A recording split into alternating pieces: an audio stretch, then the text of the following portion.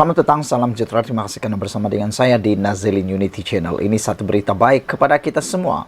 Anwar letak penanda aras yang tinggi untuk sesiapa yang ada angan-angan nak jadi Perdana Menteri. Hahaha.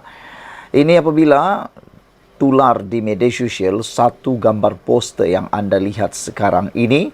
Di dalam paparan ini, apabila seorang ahli parlimen dalam gambar ini kelihatan seperti menangis dan memohon supaya tarik balik. Menyaksikan ucapan Perdana Menteri Anwar Ibrahim ketika menggulung perbahasan usul kajian separuh penggal KSP, rancangan Malaysia ke-12 di Parlimen semalam, paling ketara ialah beliau telah meletakkan tanda aras yang tinggi bagi sesiapa yang memegang jawatan tersebut. Artinya, pemegang jawatan Perdana Menteri mestilah seorang yang bertanggung jawab, tidak lari dari medan perjuangan, berani berdepan soalan lawan dan pantas melibas balik jika diserang atau dipertikaikan. Berpuluh tahun lamanya kita tidak ada Perdana Menteri yang memiliki ciri-ciri sedemikian rupa. Dulu, ketika era Barisan Nasional, hanya Tun Mahathir Mohamad yang ada kualiti seperti itu. Cuma, cara penyampaian beliau berucap terlalu biasa dan bersahaja. Selepas Tun Mahathir, Tun Abdullah Badawi, Najib Razak, Muhyiddin Yassin dan Ismail Sabri Yaakob yang pernah menjadi Perdana Menteri kemudiannya, kita langsung tidak melihat terselah kehebatan seorang Perdana Menteri dalam berhujah dan berdepan lawan khususnya di Parlimen. Najib sama sekali tidak berani membenarkan isu 1MDB dibahas di Parlimen. Muhyiddin pula menutup dan mendaruratkan Parlimen, manakala Ismail Sabri Yaakob selain tiada kontroversi di era pentadbirannya, wataknya juga terlalu biasa seperti orang kebanyakan saja. Selain itu, kita tentu faham sejauh mana kemampuan dan kewibawaan Ismail Sabri sendiri sebagai Perdana Menteri. Berbeza dengan Anwar Ibrahim semalam, beliau telah menampilkan gaya berpidato seorang Perdana Menteri yang hampir sempurna. Dari segi pidato, memang Anwar lebih hebat jika dibandingkan dengan Tun Mahathir Mohamad. Saudara-saudara sekalian, dalam keseluruhan ucapan beliau semalam, Anwar jelas tidak lari daripada semua isu semasa dan memberi jawapan yang penuh berfakta terhadap segala persoalan yang timbul dalam negara ketika itu. Termasuk dijelaskannya ialah isu DNA timbalan Perdana Menteri Ahmad Zahid Hamidi yang jika ikut logiknya tidak perlu lagi diberi penjelasan lanjut kerana ia adalah kuasa peguam negara menurut atau menerangkannya untuk memutuskannya. Bahkan jika Anwar Ibrahim mahu memilih jalan selamat, isu DNA itu lebih baik diserahkan saja kepada Azalina Othman Said, Menteri yang bertanggung jawab dalam hal undang-undang saja untuk menjawabnya. Namun, tidak demikian dengan Anwar, kerana beliau terbukti seorang yang bertanggung jawab atas kedudukannya sebagai Perdana Menteri, lalu memilih untuk tidak lari daripada memberi penjelasan berkaitan isu tersebut. Agaknya kerana panas telinga dengan jawapan Anwar lalu membuatkan seorang ahli parlimen Brok Pembangkang tiba-tiba koyak setelah kena libas. Seterusnya terjerit-jerit perkataan tarik balik, persis seorang budak sekolah rendah saja lagaknya. Kemudian seluruh blok Pembangkang Perikatan Nasional turut terkoyak dengan mereka keluar secara beramai-ramai meninggalkan Dewan Rakyat. Kenapa mudah sangat mereka koyak? Patutlah ketika jadi menteri semasa era sebelum itu, kerajaan ketika itu diiktiraf atau ditakrif sebagai gagal secara total. Ketika ada kuasa dan berjawatan menteri, mereka tak berfungsi dan entah apa-apa yang dilakukan di kementerian yang diketuai. Bila tiba jadi pembangkang pula, terlalu mudah koyak dan seolah-olah hanya memiliki hati selembut tisu. Mudah kata, mereka ini tidak layak atau tidak layak langsung jadi kerajaan. Jadi menteri jauh sekali untuk mengidam jawatan Perdana Menteri. Kalau jenis ini jadi kerajaan, bakal kembali macam dululah perangai mereka. Ketika Putrajaya masa itu masih bertaraf senator lagi jadi menteri, apa rekod pencapaian dan pernahkah kita dengar suaranya di parlimen? Kenapa setelah tiada kuasa baru nak bersuara, nak tunjuk hero? Yang nyata, dengan penampilan Anwar Ibrahim semalam di parlimen, tidak mudah lagi bagi seseorang, sesiapa berangan-angan untuk jadi Perdana Menteri selepas ini. Sesiapa yang ingin jadi Perdana Menteri mesti ada keberanian, punya rasa tanggung jawab yang jitu, sedia berdepan lawan dan tidak lari daripada medan perjuangan. Kalau rasa-rasa tiada ciri-ciri itu, lebih baiklah berhenti segera daripada berangan-angan nak jadi Perdana Menteri. Jika tidak mampu menandingi Anwar, sekurang-kurangnya biarlah setara dan tidak lebih bawah daripadanya. Perdana Menteri yang sekadar membaca perutusan khas, menghantar kenyataan media dalam bentuk PDF, tidak ada keberanian berhujah dan berdepan lawan, lebih-lebih lagi yang penakut dengan gelanggang parlimen sehingga memilih jalan darurat, sudah tiada tempat lagi untuk masa depan Malaysia. Ditulis oleh Sabudin Hussein 20 September 2023. Sekian dulu untuk kali ini. Jangan lupa tinggalkan komen anda. Sila tekan butang subscribe. Malaysia kita punya. Kita jaga sama-sama, cintai Malaysiaku. Bye-bye. Selamat datang, salam sejahtera. Terima kasih kerana bersama dengan saya di Nazilin Unity Channel. Hari ini timbul suasana kecoh kontroversi di parlimen. Apabila kelompok pembangkang mengatakan ini adalah hari yang paling gelap di parlimen. Tetapi namun demikian, ahli parlimen kerajaan akhirnya menemplak, menyokolahkan blok pembangkang tersebut. Apabila mereka kata, masa PN tutup parlimen dahulu, hari-hari adalah hari yang gelap. Sebelum kita teruskan ulasan kali ini yang dipetik daripada Harapan Daily, jangan lupa tinggalkan komen anda, tekan butang subscribe. Ahli Parlimen Bangi, Sir Rezan Johan, menemplak kenyataan ahli Parlimen Putrajaya, Datuk Dr. Razi Jidin yang mendakwa sesi sidang Dewan Rakyat semalam sebagai satu hari hitam buat Parlimen Malaysia. Sir Rezan berkata, ketika Perikatan Nasional PN yang diketuai oleh Tan Sri Muhyiddin Ahmad Yassin menggantung Parlimen, masa itu adalah hari-hari gelap buat Parlimen Malaysia. Korang semua tutup parlimen terus. Masa itu, hari-hari adalah hari gelap buat Parlimen Malaysia. Ciap Saidan di laman X. Semalam, Razi Jidin diarah keluar Dewan selepas mengganggu sesi penggulungan perbahasan usul kajian separuh penggal rancangan Malaysia ke-12 oleh Perdana Menteri Datuk Seri Anwar Ibrahim. Razi Jidin bertikam lidah dengan beberapa ahli parlimen kerajaan dan enggan mendengar arahan yang dipertuadakan rakyat supaya duduk dan memberi peluang kepada Anwar Ibrahim meneruskan sesi penggulungannya tanpa diganggu. Kesemua blok Perikatan Nasional akhirnya bertindak keluar Dewan sebagai tanda protes selepas Razi Jidin diarah keluar.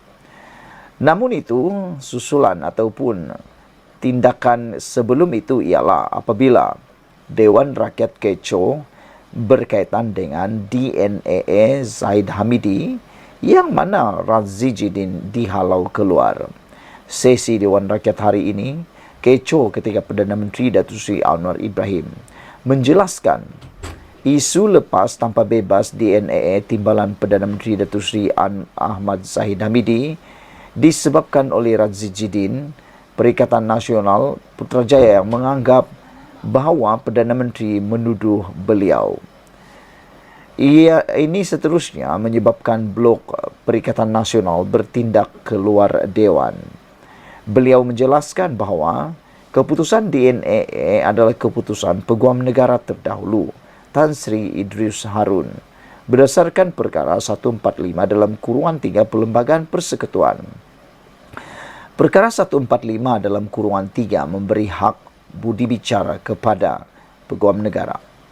Yang diputuskan adalah berdasarkan perkara 145 dalam kurungan 3. Tetapi ia digambarkan seolah-olah Perdana Menteri campur tangan. Kita hukum hanya dengan andaian. Bila AJ buat keputusan, saya tanya bukan bincang, kata Anwar Ibrahim. Mendengar jawapan tersebut, Razzi tergelak. You boleh gelak, tapi you buat kerja itu, tambah Anwar Ibrahim. Ini menyebabkan Razzi marah dan menggunakan peraturan 36 dalam kurungan 6 atas alasan sangkaan jahat agar Anwar menarik balik kenyataan tersebut. Ini apabila mendengar jawapan tersebut, Razzi Jidin tergelak. Apabila Anwar Ibrahim kata, you boleh gelak, tapi you buat kerja itu. Walau bagaimanapun, Anwar tidak berbuat demikian, iaitu menarik balik sangkaan jahat yang dinyatakan oleh Razzi Jidin tersebut. Razzi terus mengasak Anwar ketika beliau cuba meneruskan penerangannya. Sani Hamzan, PH Hulu Langat, turut sama menyertai keadaan hingar-bingar tersebut menggesa Razzi duduk. Anwar menjelaskan bahawa beliau dituduh campur tangan dalam bidang kuasa peguam negara. Bagaimanapun, Razzi terus kecoh sehingga Johari mengarahkan Razzi keluar Dewan. Dalam pada itu, Razzi terus mengakui beliau sendiri mahukan penjelasan lanjut daripada Anwar. Sebelum habis penjelasan, dia menjerit, "Kamu tahu pentadbiran lalu macam mana?" Anwar turut menyenaraikan beberapa kes terdahulu di mana tertuduh dilepaskan tanpa dibebaskan. Ini termasuk kes Siti Aisyah yang dituduh membunuh Kim Jong-nam dalam tahun 2017. Anwar turut menegaskan bahawa Jabatan Peguam Negara memberikan 11 alasan yang membawa kepada keputusan lepas tanpa bebas Ahmad Zahid Hamidi. Dalam usaha mententeramkan keadaan Speaker Dewan Rakyat, Tan Sri Johari Abdul meminta Ketua Pembangkang Datuk Seri Hamzah Zainuddin mencela. Johari sekali lagi mengarahkan Razzi keluar Dewan. Dengan itu keseluruhan Blok Perikatan Nasional keluar Dewan. Hanya Syed Saddiq Syed Abdul Rahman yang kekal dalam Dewan. Anwar menjelaskan terdapat juga kes siasatan ke atas Razzi. Sementara itu, Anwar turut menjawab soalan Syed Saddiq Syed Abdul Rahman. Masalah muar ini dia tak dengar. Keputusannya di tangan AJ. Mengapa buat tuduhan melulu? Peguam negara pilihan sebelah sana, iaitu pilihan dan mantan Perdana Menteri Tan Sri Muhyiddin Yassin PN Pago. SPRM kata siasatan diteruskan. Kalau arah timbalan Perdana Menteri satu didakwa, saya jadi hero. Ini budi bicara peguam negara. Jangan tuduh orang, kata Anwar Ibrahim. Berhubung isu pengasingan kuasa peguam negara, Anwar berkata, perkara itu telah dipersetujui oleh Kabinet. Menteri Undang-Undang dan Reformasi Institusi Datuk Azalin Alman Said telah pun memberikan kertas kerja tersebut kepada jawatan kuasa khas Parlimen.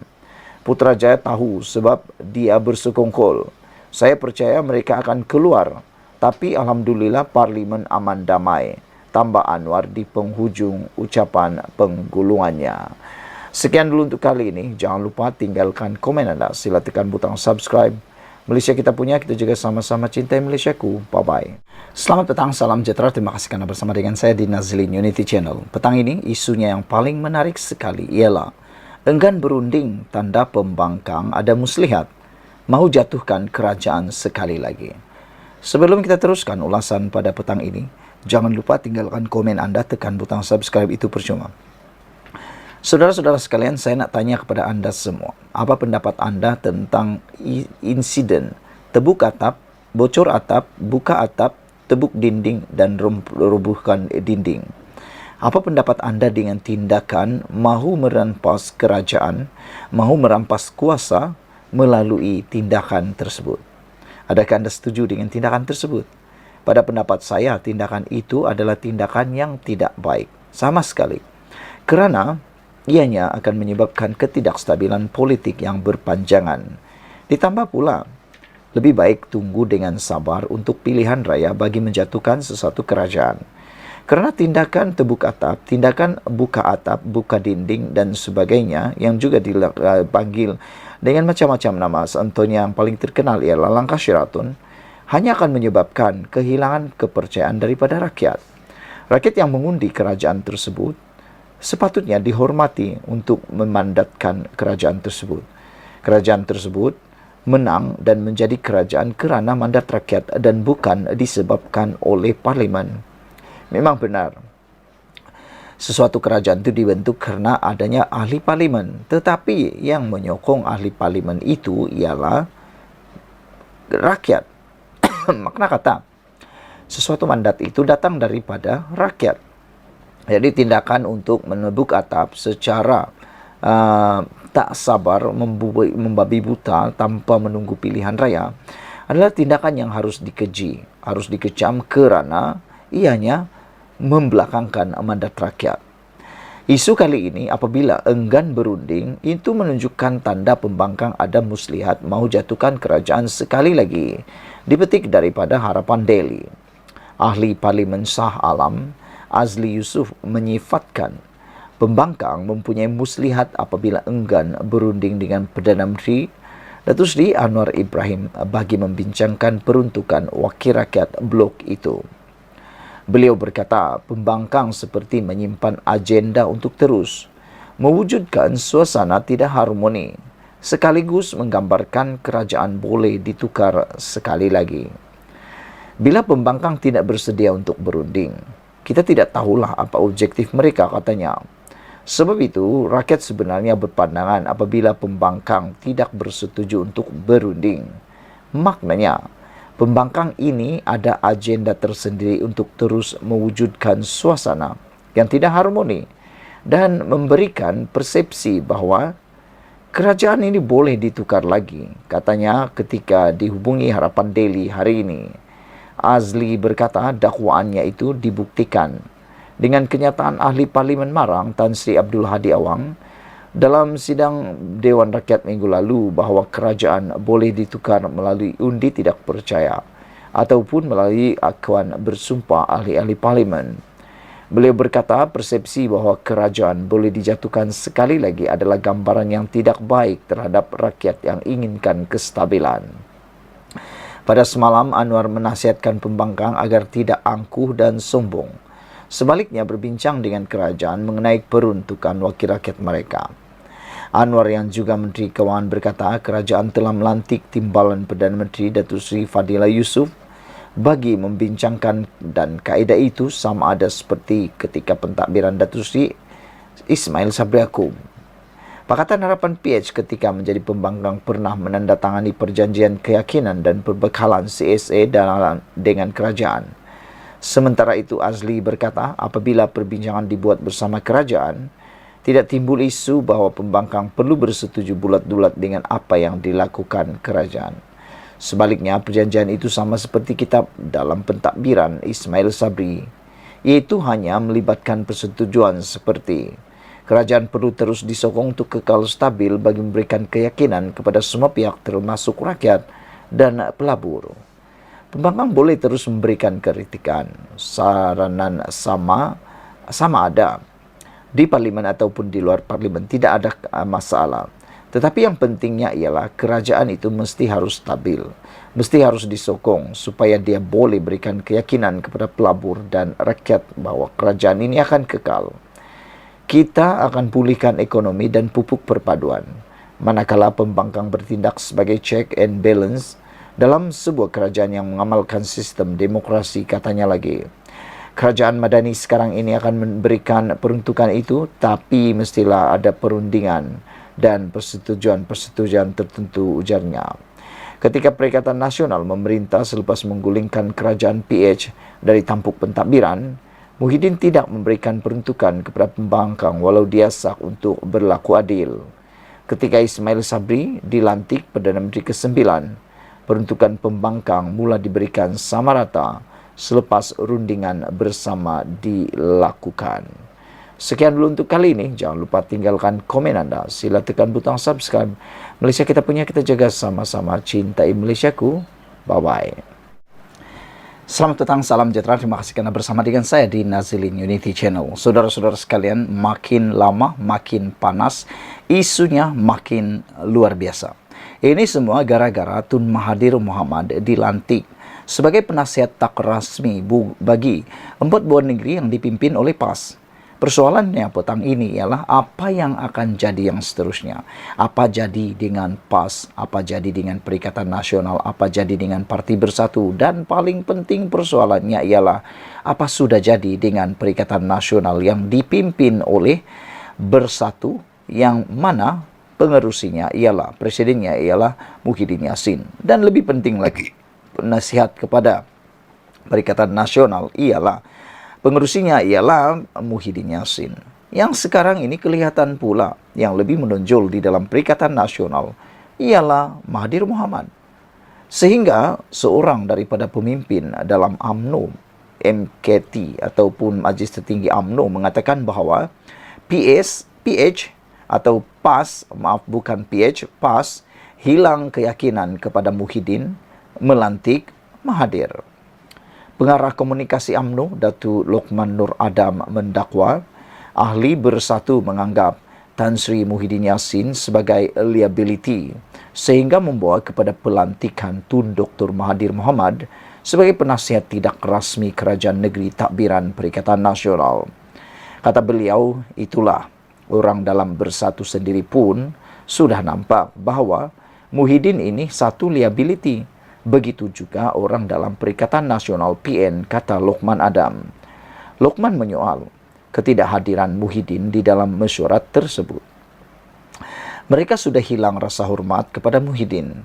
Kalau mereka itu masih menghormati Muhyiddin, mereka tidak boleh buat perjumpaan sulit tanpa bersama Muhyiddin atau tanpa kehadiran Muhyiddin. Tak pastilah Muhyiddin dijemputkah atau tidak, itu kita tidak dapat pastikan. Tapi yang teruknya, kalaulah Muhyiddin tidak dijemput di dalam perjumpaan tersebut. Kata Lokman lagi, Haji Hadi Awang, Presiden PAS, bukan Menteri Besar. Kenapa dia nak menghadiri mesyuarat itu? Taqiyuddin pun bukan Menteri Besar. Dia Setiausaha Agung.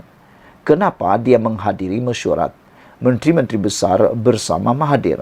Soalnya dalam satu video yang dimuat naik di Facebooknya semalam. Beliau memberi jawapan itu sebagai respon kepada persoalan terhadap usaha mengedepikan Muhyiddin dan pergolakan dalaman Perikatan Nasional yang semakin ketara. Sehingga Datuk Seri Hamzah Zainuddin turut mengumumkan hendak bertanding jawatan Presiden. Hamzah ialah Setiausaha Parti Bersatu dan Ketua Pembangkang. Lokman yang juga ahli Majlis Tertinggi UMNO MKT UMNO turut menyoal tentang ketidakhadiran Muhyiddin yang juga pengerusi PN ke mesyuarat tersebut. Kalau Haji Hadi, Taqiyuddin boleh datang, kenapa Muhyiddin tidak boleh datang? Jangan lupa, kerajaan-kerajaan PAS ini ada yang bertanding menggunakan lambang PN, kata beliau lagi. Aku kalau jadi Muhyiddin, aku letak jawatan, kata Lokman Adam secara sinis dalam video tersebut. Kami selalu, Menteri Terbesar Terengganu, Datuk Seri Ahmad Samsur Ri Mokhtar mengumumkan Kerajaan Takbiran Perikatan Nasional PN iaitu Kedah, Kelantan, Terengganu dan Perlis telah membentuk blok kerjasama dan Tun Dr. Mahathir Mohamad dilantik sebagai penasihat tidak rasmi. Usaha tersebut bertujuan memberi fokus kepada pembangunan ekonomi masing-masing dan memelihara kebajikan rakyat. Sekian dulu untuk kali ini. Jangan lupa tinggalkan komen anda. Sila tekan butang subscribe. Malaysia kita punya. Kita jaga sama-sama cintai Malaysiaku. Bye-bye. Selamat petang, salam sejahtera. Terima kasih kerana bersama dengan saya di Nazilin Unity Channel. Saudara-saudara sekalian, ini satu lagi pendedahan luar biasa datang daripada Harapan Daily. Dengan tajuk, lebih 20 kemudahan sukan dinaik taraf dibina, tapi ahli Parlimen PN masih tak nampak. Sebelum kita teruskan ulasan kali ini, jangan lupa tinggalkan komen anda, tekan butang subscribe itu percuma. Adakah ahli Parlimen Perikatan Nasional buta? Kata netizen, mereka mempersoal. Apabila mereka tak seakan-akan tidak nampak, 20 kemudahan sukan telah pun dinaik taraf, telah dibina, tapi masih lagi kata tak nampak. Terdapat lebih 20 kemudahan sukan dinaik taraf dan dibina di Parlimen Permatang Pau sejak 2018. Ketua Angkatan Muda Keadilan AMK Permatang Pau, Fahmi Zainul menyenaraikan fasiliti terbabit yang kebanyakannya terdiri daripada gelanggang pelbagai jenis sukan. Senarai tersebut susulan usul ahli Parlimen Permatang Pau dari PAS Muhammad Fawaz Muhammad Jan dalam sidang Dewan Rakyat pada 13 September lalu. Tangkap layar usul daripada ex-Pemuda PAS kawasan Permatang Pau itu kemudiannya tular dan menarik perhatian orang ramai. Fawaz mengemukakan usul bahawa fasiliti sukan di kawasan diwakilinya perlu diberi perhatian kerana warga Permatang Pau kebanyakannya terlibat dalam aktiviti sukan. Sehubungan itu, Fahmi, 32, tampil menjawab dengan menyeraikan perincian kemudahan sukan yang dinaik taraf dan dalam pembinaan. Yang telah dinaik taraf ialah Stadium Mini Permatang Pau, futsal dan bola sepak, gelanggang futsal Permatang Pau di Permatang Pasir, gelanggang sepak takraw Jalan Tenggiri Kadun Seberang Jaya, kompleks sukan dan rekreasi Sony Seberang Jaya, bola jaring, bola tampar, takraw, bola sepak, bola keranjang dan tenis, gelanggang bola keranjang Taman Cermai Permatang Pasir, gelanggang sepak takraw Jalan Tenggiri Seberang Jaya, dan gelanggang bola jaring Jalan Tenggiri Seberang Jaya, gelanggang futsal Taman Guar Perahu Penanti, pembinaan gelanggang bola tampar pantai, Taman Guar Perahu di Penanti pertama di Pulau Pinang, galeri sukan Seberang Jaya pertama di Pulau Pinang, trek jogging Taman Cermai Permatang Pasir, lain-lain Taman Tunku Seberang Jaya, kolam renang Seberang Jaya sedang dinaik taraf, gelanggang futsal Arwana Seberang Jaya, mengkuang dem, mendayung kanu di Penanti, gelanggang futsal Bandar Baru Perda di Seberang Jaya, gelanggang futsal Taman Siakap Seberang Jaya, gelanggang sepak takraw Kampung Surau Seberang Jaya, gelanggang sepak takraw Taman Sembilang Seberang Jaya, gelanggang futsal Taman Sembilang Seberang Jaya, gelanggang sepak raga 7 Pengkalan Tambang Seberang Jaya, gelanggang sepak takraw Lebuh Tuna Seberang Jaya, gelanggang bola jaring Lebuh Tuna Seberang Jaya, dan gelanggang sepak takraw Seberang Jaya. Saudara-saudara sekalian, ini memang betul-betul mengejutkan kita semua. Jadi, apalagi yang sebenarnya nak dipertanyakan, persoalkan. Sekian dulu untuk kali ini. Jangan lupa tinggalkan komen Anda, tekan butang subscribe. Bye-bye.